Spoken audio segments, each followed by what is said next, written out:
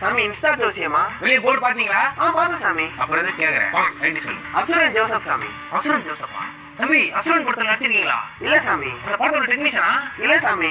அப்புறம் அசுரன் படம் பிடிக்கும் சாமி, அதனாலதான். யாரு கூட வாரிசு படம் பிடிக்கும், அவன் பேர் வாரிசு வனிதா. ஏய் வால் பேர்லாம் இப்ப நான் கேட்டனா என்னப்பா 250 போஸ்ட் போடுற? நீ நேத்து இன்ஸ்டாகிராம் செலிபிரிட்டியா இருக்கணுமே. உழைக்கிறவன் எனக்கு சாமி இந்த உலகம் மதிச்சிருக்கு. எனக்கான அங்கீகாரம் ஒரே கிடைக்கல சாமி, அதனாலதான் உங்களை தேடி வந்தனே. இருப்பா அவன் உழைப்ப பாத்துட்டு வரேன்.